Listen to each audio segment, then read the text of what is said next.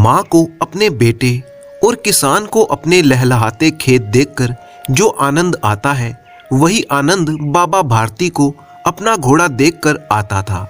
भगवान के भजन से जो समय बचता वह घोड़े को अर्पण हो जाता। वह घोड़ा बड़ा ही सुंदर और बलवान था। उसके जोड़ का घोड़ा सारे इलाके में न था। बाबा भारती उसे सुल्तान कहकर पुकारते, अपने हाथों से खरहरा करते, खुद दाना खिलाते और देख देख कर प्रसन्न होते थे। उन्होंने रुपया, माल, असबाब, जमीन आदि अपना सब कुछ छोड़ दिया था। यहाँ तक कि उन्हें नगर के जीवन से भी घृणा थी। अब गांव से बाहर एक छोटे से मंदिर में रहते थे और भगवान का भजन करते थे। मैं सुल्तान के बिना नहीं रह सकूंगा। उन्हें ऐसी भ्रांति सी हो गई थी। वे उसकी चाल पर लट्टू थे। कहते, ऐसे चलता है जैसे मोर घटा को देखकर नाच रहा हो। जब तक संध्या के समय सुल्तान पर चढ़कर 8-10 मील का चक्कर ना लगा लेते, उन्हें चैन ना आता। खड़क सिंह उस इलाके का प्रसिद्ध डाकू था। लोग उसका नाम सुनकर कांपते थे। होते होते सुल्तान की कीर्ति उसके कानों तक पहुंच गई। उसका हृदय सुल्तान को देखने के लिए अधीर हो उठा। वह एक दिन दोपहर के समय बाबा भारती के पास पहुंचा और नमस्कार किया। बाबा भारती ने पूछा, खड़क सिंह क्या हाल है? खड़क सिंह ने सिर झुकाकर उत्तर दिया, आपकी दया है। कहो इधर कैसे आ गए? सुल्तान की चाह खींच लाई। विचित्र जानवर है, देखोगे तो प्रसन्न हो जाओगे। मैंने भी बड़ी प्रशंसा सुनी है। उसकी चाल तुम्हारा मन मोह लेगी। कहते हैं देखने में भी बहुत सुंदर है। क्या कहना, जो उसे एक बार देख लेता है उसके हृदय पर उसकी छवि अंकित हो जाती है। बहुत दिनों से अभिलाषा थी, आज उपस्थित हो सका हूँ। बाबा भारती और खड़क सिंह अस्तबल में जा पहुंचे। बाबा ने घोड़ा दिखाया घमंड से। खड़क सिंह ने देखा आश्चर्य से। उसने सैकड़ों घोड़े देखे थे, परंतु ऐसा बांका घोड़ा उसकी आंखों से कभी ना गुजरा था। सोचने लगा, भाग्य की बात है, ऐसा घोड़ा खड़क सिंह के पास होना चाहिए था। इस साधु को ऐसी चीजों से क्या लाभ? कुछ देर तक आश्चर्य से वह चुपचाप खड़ा रहा। इसके पश्चात उसके हृदय में हलचल सी होने लगी। खड़क सिंह बालकों की तरह अधीरता से बोला, परंतु बाबा जी, इसकी चाल ना देखी तो क्या देखा? दूसरे के मुख से सुनकर बाबा भारती का हृदय अधीर हो गया। घोड़े को खोलकर बाहर ले आए। घोड़ा वायु वेग से उड़ने लगा। उसकी चाल को देखकर खड़क सिंह के हृदय पर सांप लौट गया। वह डाकू था, जो वस्तु उसे पसंद आ जाए उस पर अपना अधिकार समझता था। उसके पास बाहुबल था और आदमी भी। जाते जाते उसने कहा, बाबा जी, मैं ये घोड़ा आपके पास ना रहने दूंगा। बाबा भारती डर गए। अब उन्हें रात को नींद ना आती। सारी रात अस्तबल की रखवाली करने में कटने लगी। प्रति क्षण खड़क सिंह का भय लगा रहता, परंतु कई मास बीत गए और वह ना आया। यहाँ तक कि बाबा भारती भी कुछ असावधान हो गए थे और वह इस भय को किसी सपने के समान मिथ्या ही समझने लगे थे। एक दिन की बात है, संध्या का समय था। बाबा भारती सुल्तान की पीठ पर सवार होकर घूमने जा रहे थे। इस समय उनकी आंखों में चमक थी, मुख पर प्रसन्नता। कभी घोड़े के शरीर को देखते, कभी उसके रंग को, और मन में फूले ना समाते। सहसा एक ओर से आवाज आई, ओ बाबा, इस कंगले की सुनते जाना। आवाज में बड़ी ही करुणा थी। बाबा जी ने घोड़ा रोक लिया। देखा एक बीमार और अपाहिज आदमी पेड़ की छाया में पड़ा हुआ कराह रहा था। बाबा जी बोले, क्यों, तुम्हें क्या कष्ट है? अपाहिज ने हाथ जोड़कर कहा, बाबा, मैं दुखियारा हूँ, मुझ पर दया करो। रामा वाला यहाँ से 3 मील है, मुझे वहाँ जाना है। घोड़े पर चढ़ा लो, परमात्मा तुम्हारा भला करेगा। वहाँ तुम्हारा कौन है? दुर्गादत्त वैद्य का नाम आपने सुना होगा।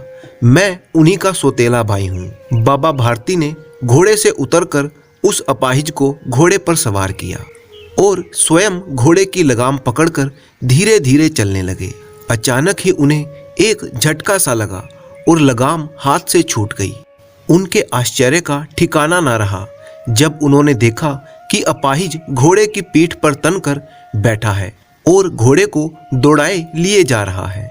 उनके मुख से भय, विस्मय और निराशा से मिली हुई चीख निकल गई। वह अपाहिज और बीमार आदमी कोई और नहीं, डाकू खड़क सिंह था, जो एक बीमार का भेष बनाकर वहां पर बैठा हुआ था।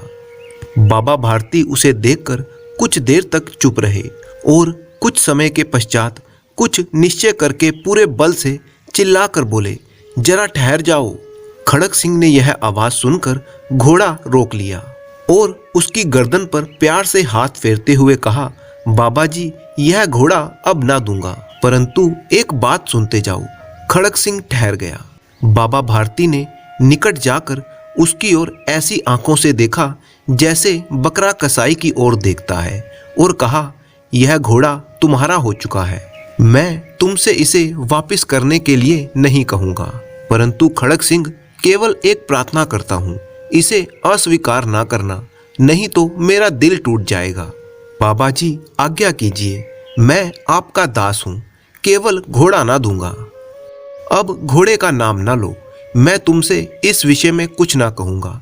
मेरी प्रार्थना केवल ये है कि इस घटना को किसी के सामने प्रकट मत करना। किसी को भी ये मत बताना कि तुमने एक बीमार और अपाहिज आदमी का रूप धरकर मुझसे यह घोड़ा ठग लिया है।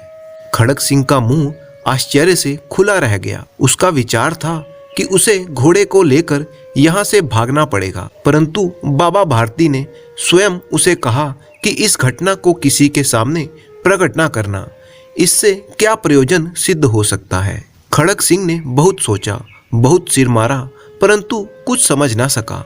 हार कर उसने अपनी आंखें बाबा भारती के मुख पर गड़ा दी और पूछा, बाबा जी, इसमें आपको क्या डर है? सुनकर बाबा भारती ने उत्तर दिया, लोगों को यदि इस घटना के बारे में पता चलेगा तो वे दीन दुखियों पर विश्वास ना करेंगे। ये कहते कहते उन्होंने सुल्तान की ओर से इस तरह से मुंह मोड़ लिया जैसे उनका उससे कोई संबंध ही ना रहा हो। बाबा भारती चले गए, परंतु उनके शब्द खड़क सिंह के कानों में उसी प्रकार गूंज रहे थे। सोचता था, कैसे ऊंचे विचार हैं, कैसा पवित्र भाव है। उन्हें इस घोड़े से प्रेम था। इसे देखकर उनका मुख फूल की तरह खिल जाता था। कहते थे, इसके बिना मैं रह ना सकूंगा। इसकी रखवाली में वे कई रात सोए नहीं, भजन भक्ति ना करके रखवाली करते रहे, परंतु आज उनके मुख पर दुख की रेखा तक दिखाई ना पड़ी थी। उन्हें केवल ये ख्याल था कि कहीं लोग दीन दुखियों पर विश्वास करना ना छोड़ दें। ऐसा मनुष्य मनुष्य नहीं, देवता है। रात्रि के अंधकार में खड़क सिंह बाबा भारती के मंदिर जा पहुंचा। चारों ओर सन्नाटा था। आकाश में तारे टिमटिमा रहे थे। थोड़ी दूर पर गांव में कुत्ते भौंक रहे थे। मंदिर के अंदर कोई शब्द सुनाई ना देता था। खड़क सिंह सुल्तान की लगाम पकड़े हुए वहां पर पहुंचा। वह धीरे धीरे अस्तबल के फाटक पर पहुंचा। फाटक खुला पड़ा था।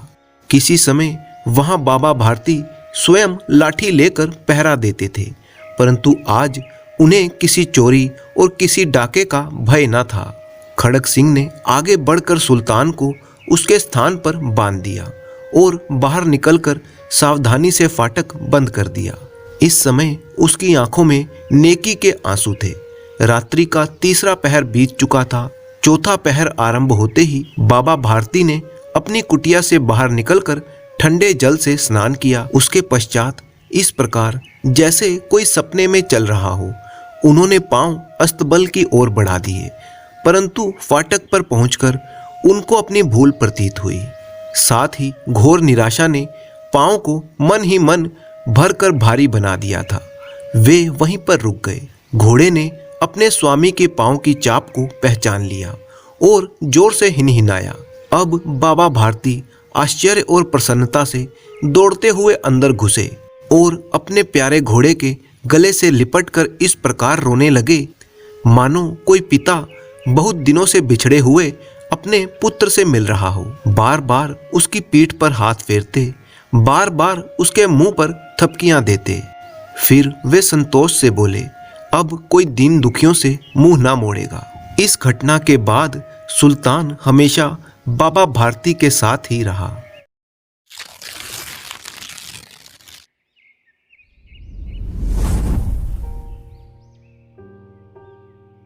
बहुत पुराने समय की बात है। दीनू नाम का एक भिखारी था।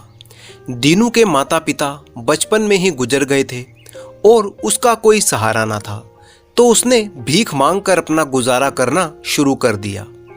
बड़ा होते होते ये उसकी आदत और पेशा बन गया। जो काम वो पहले मजबूरी में करता था, अब उसे वही अच्छा लगने लगा। धीरे धीरे हालत ये हो गई कि उसे भीख मांगने के सिवा कोई और काम आता ही नहीं था। कभी मंदिर के बाहर, तो कभी किसी तीर्थ स्थल पर, या कभी किसी मेले में वो हमेशा भीख मांगता हुआ ही नजर आता। कुछ लोग उसे खुशी से भीख दे देते, तो कुछ लोग उसे भला चंगा देखकर खरी खोटी सुना देते, परंतु किसी के कहने का उस पर कोई असर नहीं पड़ता था। वो तो बस एक छड़ी और एक हाथ में पोटली लिए भीख मांगता रहता। जो लोग भीख देते, दीनू उन्हें बहुत दुआएं देता और कहता, भगवान तुम्हारा भला करे, तुम खूब लंबी उम्र जियो, वगैरह वगैरह। लोग उसकी दुआएं सुनकर खुश भी हो जाते थे। दीनू का कोई रहने का ठिकाना नहीं था। वह गांव गांव गली गली घूमता रहता। कहीं उसे रोटी मिल जाती तो दूसरी जगह से वो सब्जी मांगकर अपना पेट भर लेता। एक दिन सुबह से शाम तक दीनू को कुछ भी खाने के लिए नहीं मिला। उसका भूख के मारे बुरा हाल था। तभी एक बूढ़ी औरत ने उसे अपने पास बुलाया और उसकी परेशानी का कारण पूछा। दीनू ने उसे अपना दुख बताया कि उसे पेट भर खाना नहीं मिलता। उस बूढ़ी औरत ने दीनू को एक गेहूं का दाना देते हुए कहा, यह गेहूं का दाना करामाती है, इसे अपने पास संभाल कर रखना। जब तक ये दाना तुम्हारे पास रहेगा, तुम्हें भर पेट भोजन मिलता रहेगा। दीनू दाने को उलट पुलट कर देखने लगा। फिर उसने सिर उठाकर उस औरत से कुछ पूछना चाहा, परंतु तब तक वो औरत गायब हो चुकी थी। दीनू ने दाने को अपनी पोटली में रख लिया और भोजन की तलाश में पास के ही एक भोजनालय की तरफ से वो गुजरा। तभी एक व्यक्ति ने उसे रोककर कहा, अरे भाई, तुम यहाँ आकर पेट भर भोजन खा सकते हो। आज हमारे सेठ जी का जन्मदिन मनाया जा रहा है।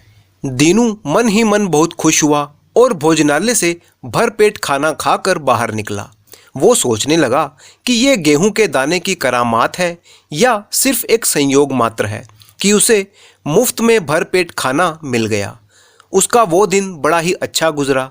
अगले दिन वह घूमते घूमते थक गया तो भोजन के लिए एक घर के पास पहुंचा। उसने दरवाजे पर दस्तक दी। एक सभ्य और पढ़ी लिखी स्त्री ने उसे आदरपूर्वक अंदर बुलाया और कहा, आप यहाँ पर रात्रि को विश्राम भी कर सकते हैं, पहले आप भोजन कर लीजिए।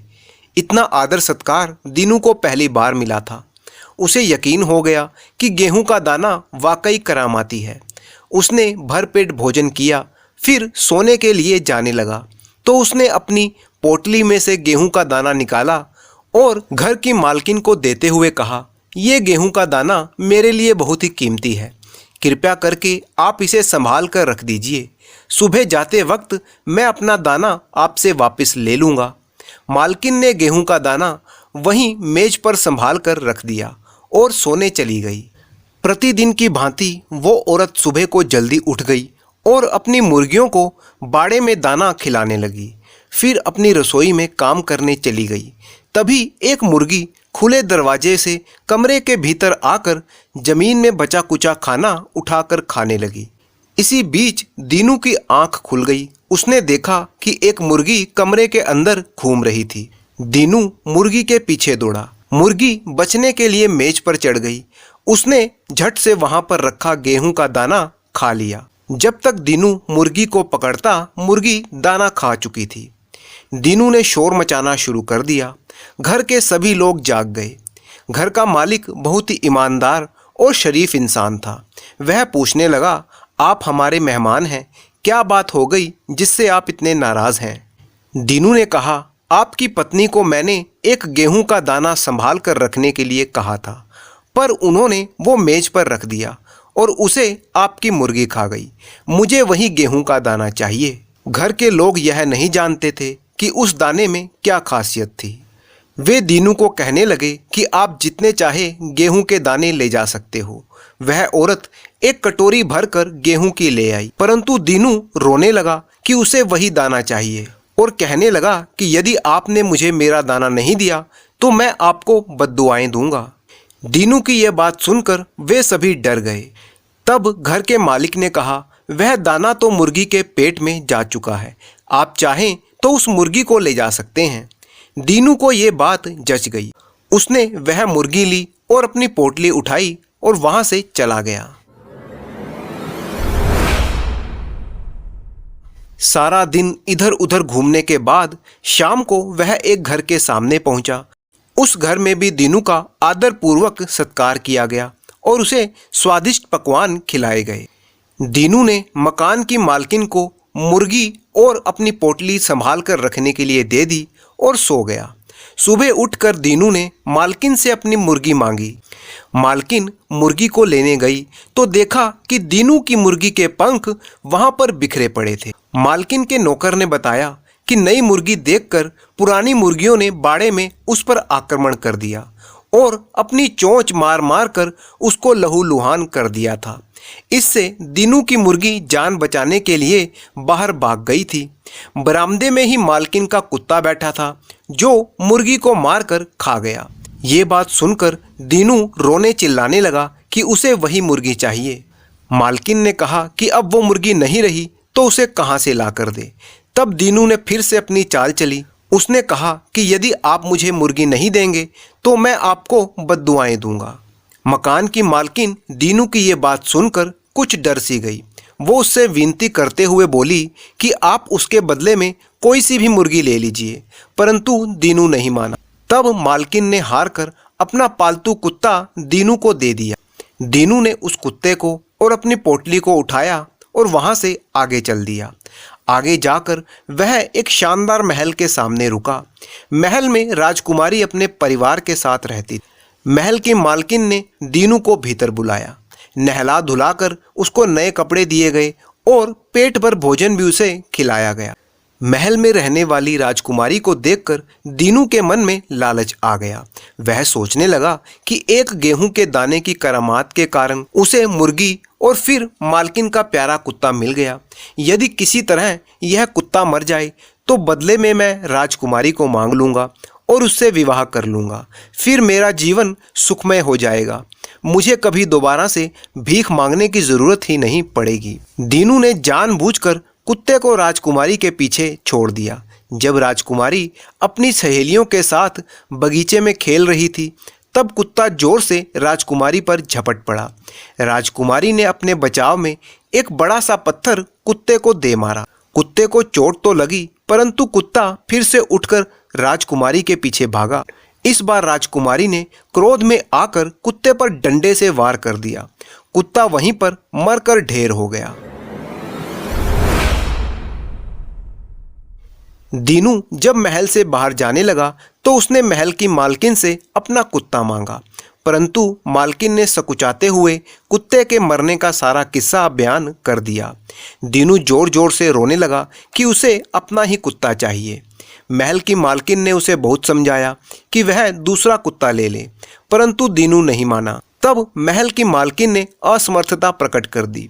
तब दीनू बोला, जिसने मेरा कुत्ता मारा है मुझे वही दे दीजिए, मैं उसी से संतुष्ट हो जाऊंगा। मालकिन को दीनू की ये बात सुनकर बहुत ही क्रोध आया कि एक आदमी कुत्ते के बदले में उनकी बेटी मांग रहा है। मालकिन ने कहा, मैं तुम्हें 1000 अशर्फियाँ देती हूँ। यदि तुम में कोई हुनर है या किसी कला में निपुण हो तो 1 महीने में अपनी कमाई से दुगना करके लाओ।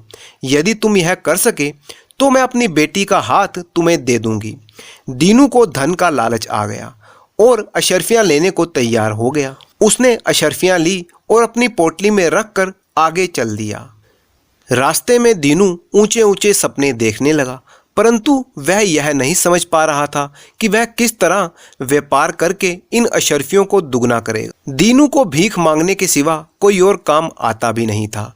भीख मांगकर वह 1 महीने में तो क्या, पूरे साल में भी इतनी अशर्फियाँ नहीं कमा सकता था। तब दीनू ने सोचा कि पहले कुछ अशर्फियाँ खर्च करके आराम से जीवन बिताया जाए, फिर बाद में सोचेंगे कि कमाई कैसे करनी है। रास्ते में एक जगह रुककर दीनू ने अशर्फियाँ निकालने के लिए अपनी पोटली में हाथ डाला तो उसे यूं लगा कि जैसे उसके हाथ में कुछ चुभ गया हो। उसने तुरंत हाथ बाहर निकाल लिया। उसने पोटली खोलकर देखना चाहा तो उसके अंदर सैकड़ों कीड़े मकोड़े उड़कर उसे काटने लगे। दीनू ने वो पोटली उठाकर दूर नदी में फेंक दी। दीनू खाली हाथ रह गया था। अब उसके सामने भीख मांगने के अलावा कोई और चारा नहीं था। उसे उसके लालच का फल मिल गया था।